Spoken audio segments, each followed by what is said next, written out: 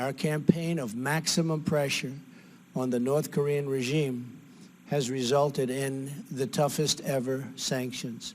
We have united our allies in an unprecedented effort to isolate North Korea. However, there is much more work to do. America and its allies will take all necessary steps to achieve a denuclearization and ensure that this regime cannot threaten the world.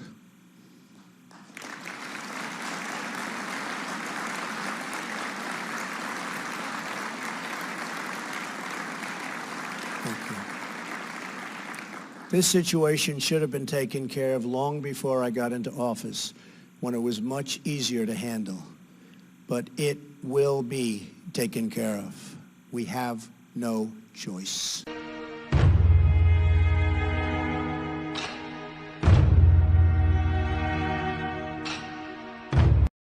Hey guys, how you guys doing? It is Monday, December 18th. Hoping you're having a wonderful day, and I hope you had a wonderful weekend, guys. You just heard President Donald Trump give his national security speech today, in which he highlighted a few things that we're going to talk about, mainly North Korea, right? He also talked about Russia and China being an adversary to the United States of America, building up NATO, building up our military, having NATO allies actually contribute a decent amount of money and funding towards NATO, because as you know, before Trump came into office, the United States of America was covering a big part of that bill.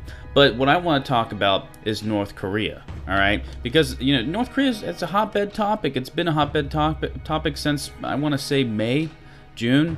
But people have really been talking about, the mainstream media has really been pushing this nuclear war narrative against North Korea.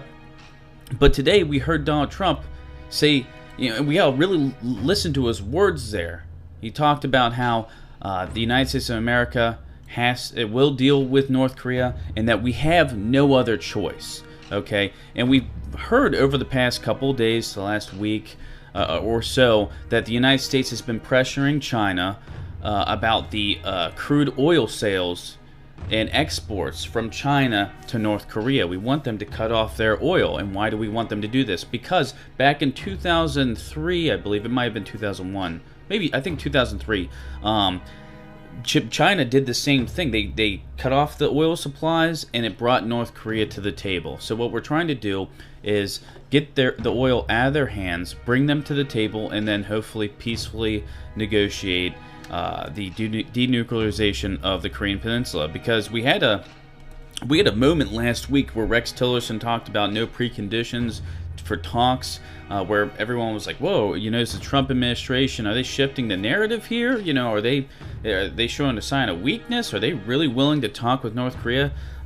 maybe about a freeze-for-freeze option? Then it only took about 24 hours for us to hear back that that was not the case.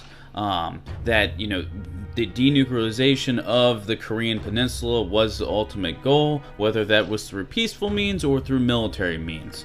And it seems like we're really getting to a point here where the military option is becoming more and more real. We heard Senator Lindsey Graham come out and say that there's about a 30% chance, he believes, he's a pretty close confidant to Donald Trump, 30% chance he believes that an attack on North Korea from the United States of America preemptively could happen. And then he stated that that jumps to about 70% if they conduct another nuclear test, which we've been seeing activity at the nuclear test site as of late. So we're thinking, okay, maybe a 7th nuclear test is going to occur. And a lot of people thought some sort of test would have occurred this past weekend, as it was the anniversary, the death date of Kim Jong-il, and I believe it was about 6 year, the 6th anniversary of his death. So we thought we'd see a test. We didn't actually see a test. You know, they had the normal parades. There's been some talk about a high-level ranking military officer in the North Korean military maybe executed. Some people believe that a high-level military officer was executed because of the delay of the 6th nuclear test and then the collapse of the tunnels. At this point, you know, it's hearsay, and we honestly are probably guessing at this point. No one really has the correct intel because North Korea is a closed state. But basically what we're hearing from Trump in this speech is we have no choice. All right, we've heard tough talk like this from Donald Trump before, so I don't believe that it means immediately we're going to see military action. But I do believe the next logical step, if these peaceful negotiations don't pan out, is a naval blockade. I really think that's the next logical step. And we've already heard North Korea come out, their foreign minister, and say, hey, if there's a naval blockade, that's an act of war. So we're going to have to see what comes from this, because, I mean, China's not going to stop the oil, and it seems like the U.S. is running out of patience. We're going to have to continue to watch this situation, guys. As more about this and other topics come up, I'll let you guys know. We'll talk about it, we'll discuss it. Hoping you guys are having a wonderful day. Have a few beers, because you guys deserve it.